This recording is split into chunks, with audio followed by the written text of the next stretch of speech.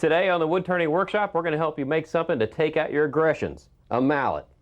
Or you can use it as a tool. Stay tuned.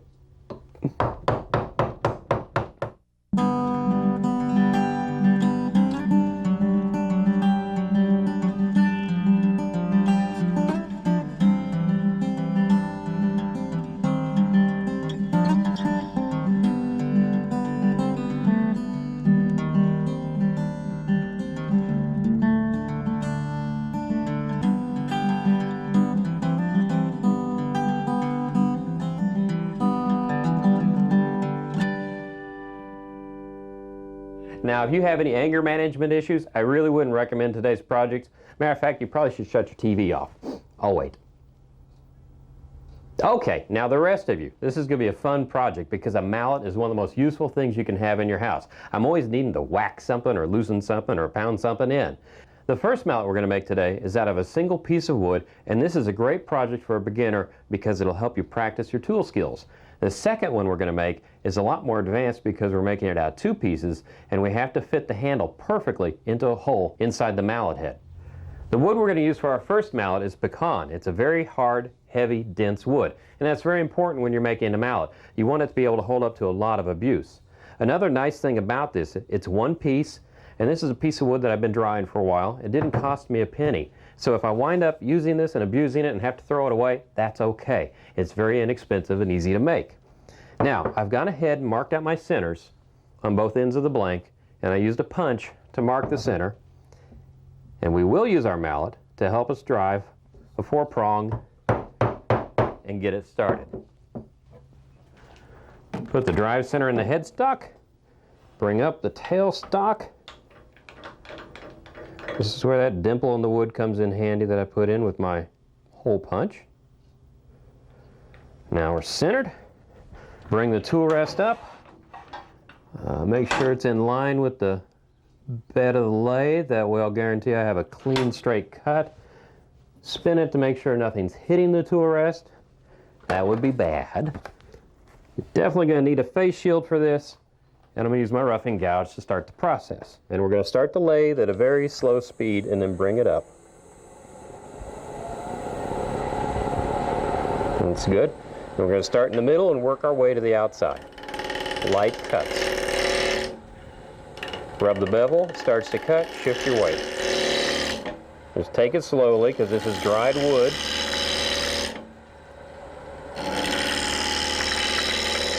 It's a bit harder than green wood.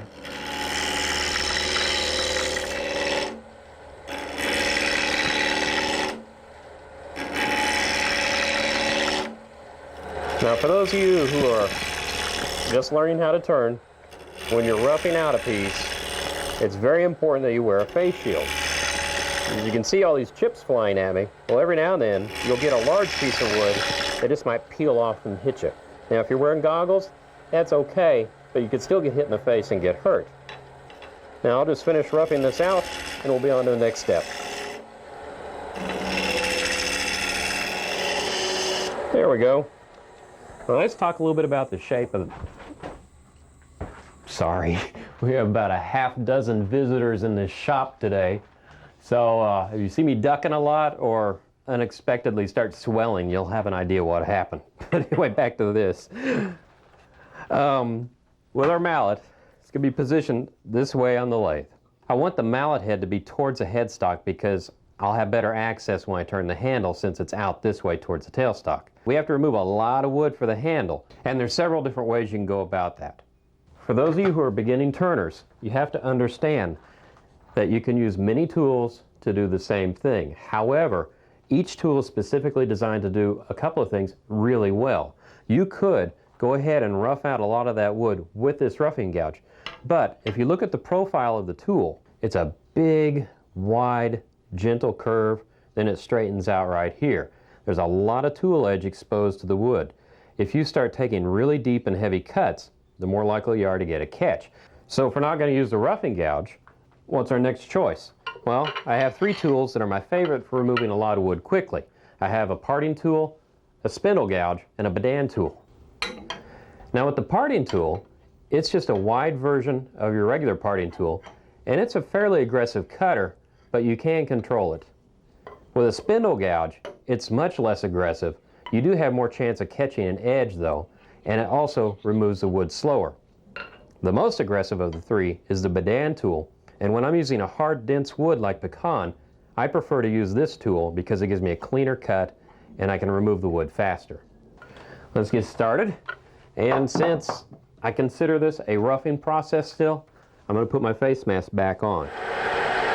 Now when you use this tool, make sure the bevel touches first. You don't want the tip touching first or you'll get a catch that'll pull you down.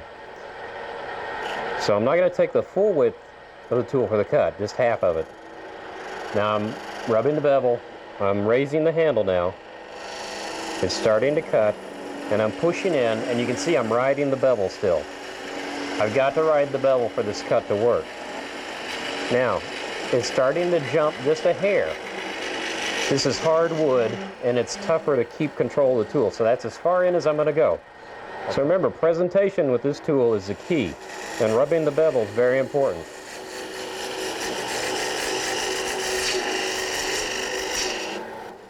I'm just going to keep working my way down the handle until I get to my mark where the head starts. Then we're going to move the tool rest closer and continue to take more wood off till we get down to the final diameter of the handle.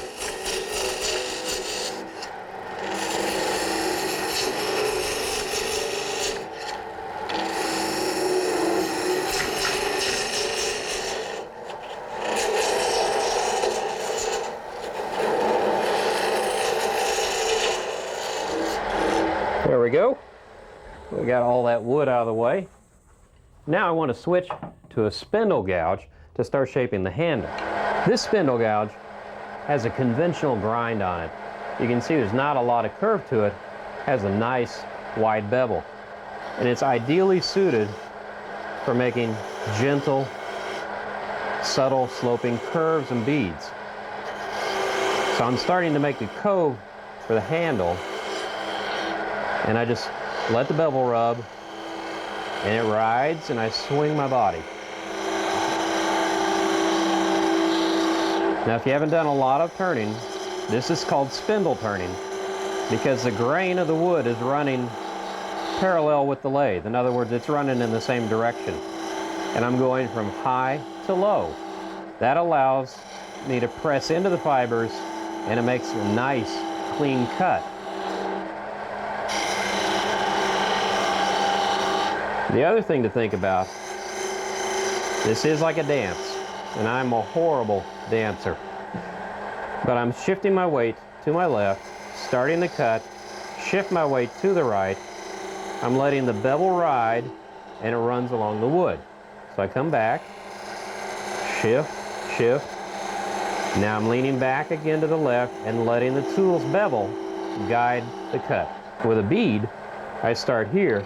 I roll the tool, lift the handle, and my body goes in the direction of the cut.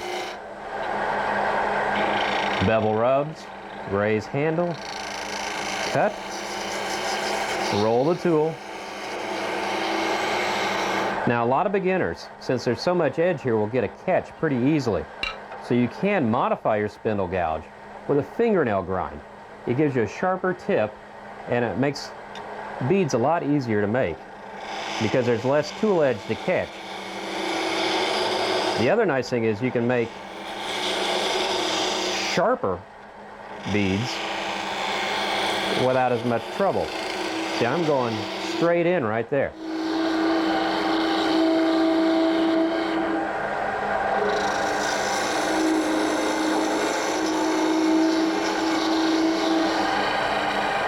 There we go. Got the handle shaped the way I want it. Feels good. So let's move the tool rest. And we're going to work on the head of the mallet. And now instead of a cove, we're going to be making a gentle bead. And we're going to clean up first this transition between the mallet head and the handle. So you just start rolling it. And like I always like to say, you sneak up on a bead a little bit at a time.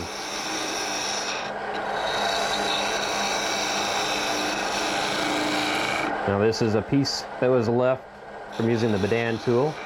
So I'm going to start as if it's its own bead and blend it into the curve I've already started up here. Now this is the time where you can use your cuts to make some decorations. I'll just go in flat here and just pull it gently, and I made a nice little shoulder.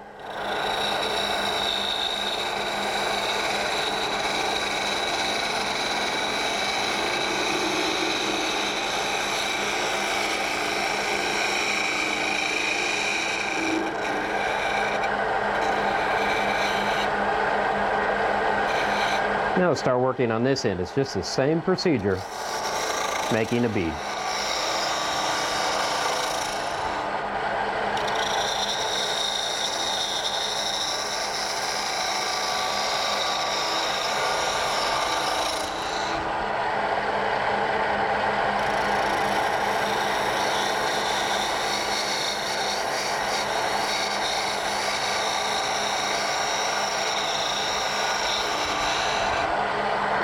That looks pretty good. I'm going to use my parting tool now. I have one last cut I want to make, and that's to bevel the top of the mallet in.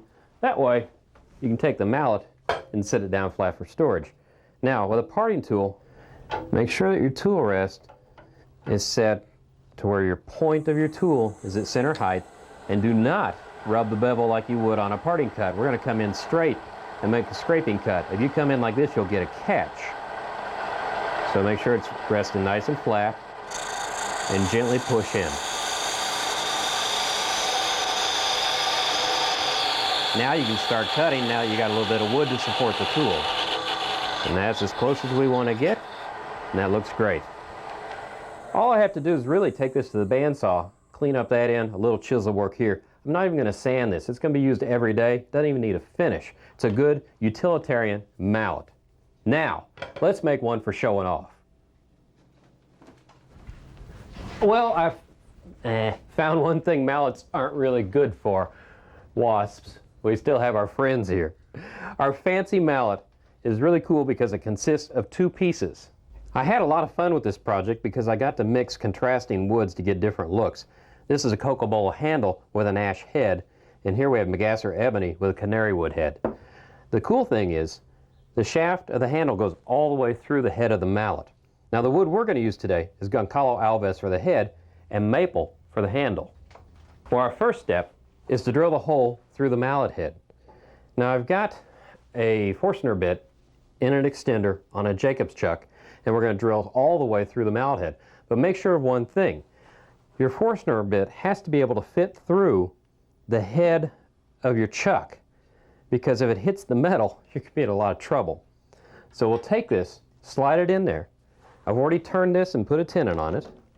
Tighten the jaws down. That's good and strong. We will bring the tailstock up to almost touching, lock it down, turn your lathe on at a slow speed. We don't want to heat the bit up too much. And we're going to start the bit in and use the wheel on the tailstock to advance the drill bit. Now you want to clear the shavings as you do this so they don't heat up and swell up and catch the drill bit. Now we'll just keep doing this until we go all the way through the bottom of the mallet head. Now we need to shape the mallet head, and I just want a nice taper on this one.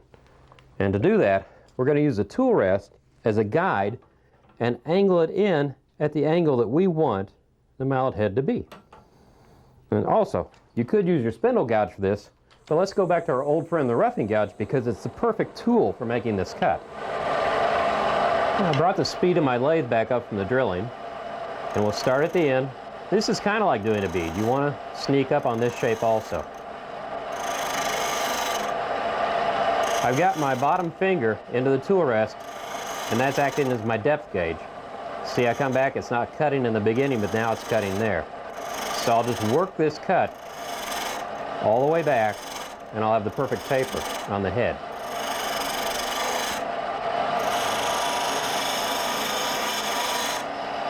Goncalo alves is a really neat wood to work with. I can't say, it smells kind of like cinnamon or some sort of spice, but it's really pleasant.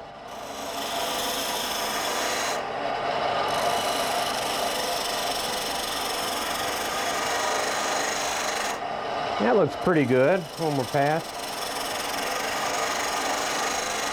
Now, I need to clean up the end of the mallet head. I'll use my parting tool for that. Get the cut started. Now I'm beveling this in because I want the handle to be able to sit flush with the mallet head. And by beveling it, the outer edge of the handle will touch here and it'll make a nice clean seam. Now, while I have access to this end, I want to sand the mallet head.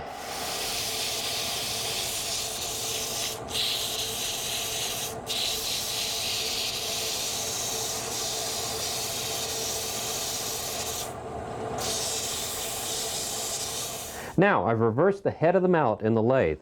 I've got a scrap piece of wood in the jaws that I cut a tenon on that fits perfectly inside the hole on the head. And over here on my tailstock, I've put a cone center on. And the cone center is really cool because when you put it into a hole like that, it centers everything up perfectly. Now I want to work away this excess wood, and I'm going to use my spindle gouge with a swept back grind to make the cut. And when I start this cut, I'm flat, and then I can roll it open to cut better. But as I get close to the cone center, I want to leave a little bit of wood, because if I take that away, the cone center won't be touching the head of the mallet anymore. So I'll just keep working away at this, a little bit at a time.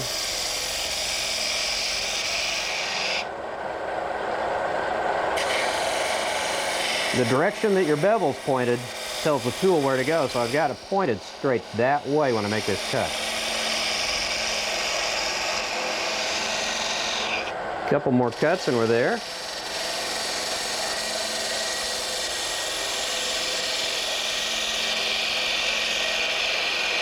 Stop short. Now, just like on the bottom of the mallet head, I want to bevel it in. But the reason for this beveling is, again, so it can sit flat.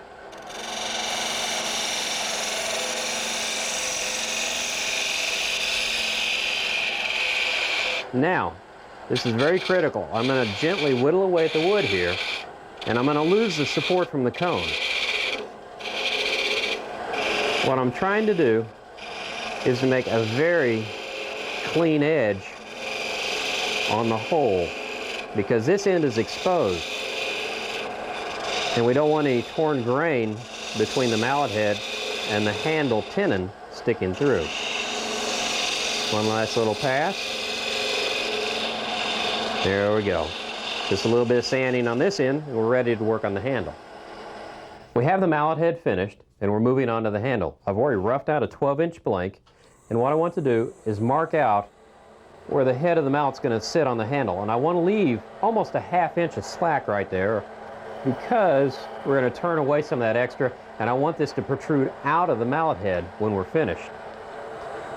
Now when you look at the mallet, and you can see the tenon comes through the bottom, the tenon is the perfect width of the whole length, because if it was skinnier anywhere in there, it might rattle.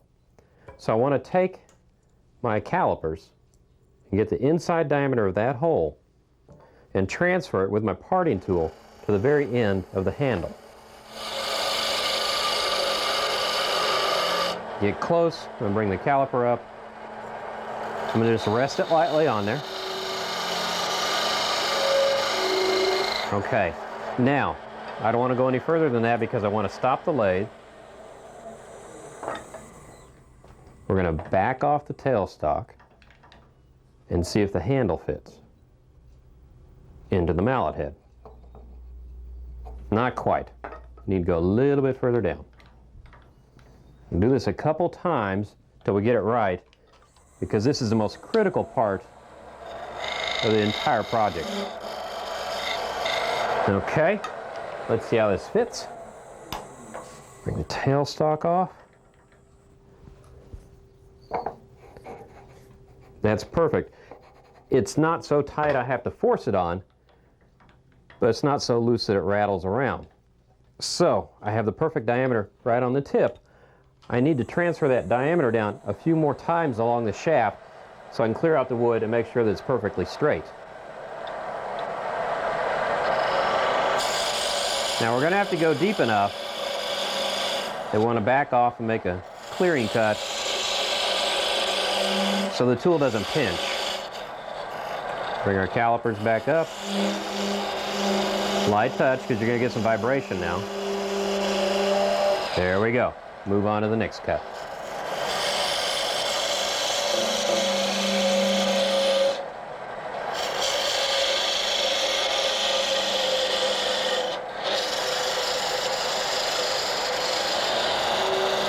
Now before we go any further this way, I want to come back and take this wood off, because I'm going to start to introduce vibration as I remove this wood, which provides support for the cut.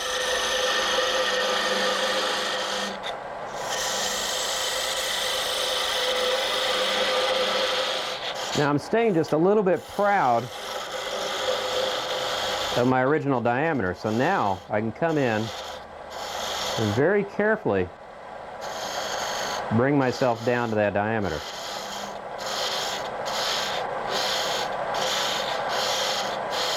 And if I run the tool back and forth, it makes a perfectly flat surface. There we go.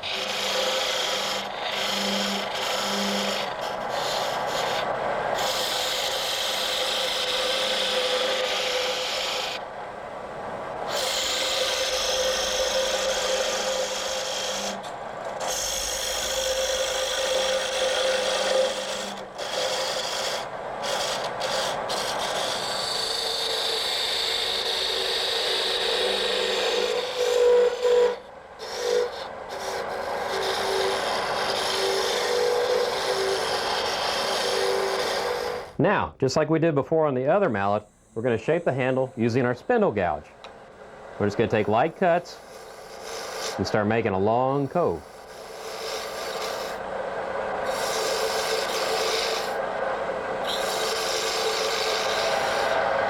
And you don't have to shape your handles like mine. Use your imagination. Make it fit your personality and your needs.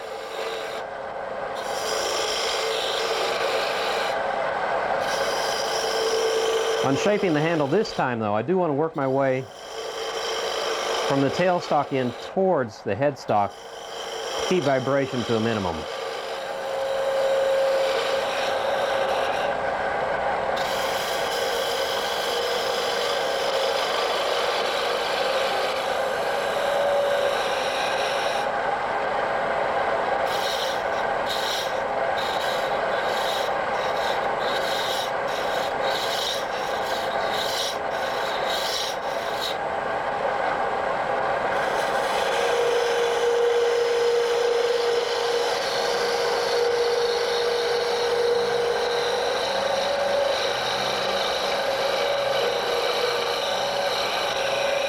Well, I've gone ahead and finished the handle up. I sanded it to 320 grit. I need to do a couple more things before we're ready to put this together.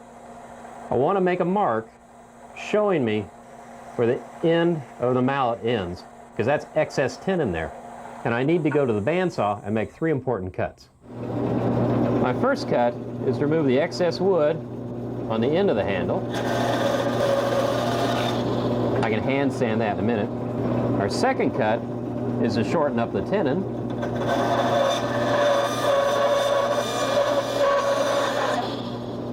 And our third cut, we want to worry away a slot.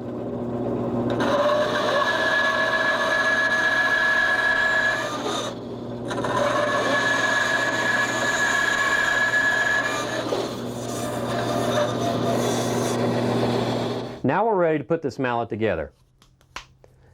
Good tight fit. Now the key to holding the mallet together is this bloodwood wedge that's going to go into the slot I cut on the bandsaw.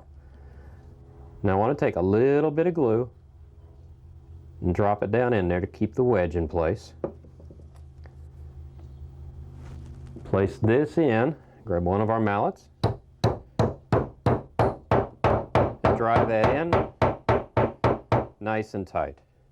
All I have to do is go back to the bandsaw, trim that off, and sand this in flush, and we'll be ready to put a finish on. Goncalo Alves looks beautiful with that mineral oil soaking in. I'm going with mineral oil because this will be used and the finish will wear off, and I want something that's easy to replace. And I think our two projects look pretty nice. So you have a mallet that's pretty functional and a functional mallet that's pretty. Until the next time on the Wood Turning Workshop, keep turning. Oh, you think you're tough, huh? Okay, I got something for you. I need to patent this thing. Okay.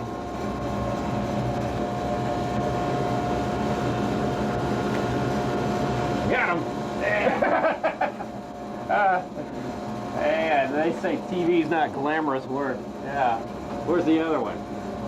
There he is. Tractor beam. There he goes. Got him. No wasps were harmed during the taping of this show. Post-suction, they were released into a flowery meadow and led long, fulfilling lives.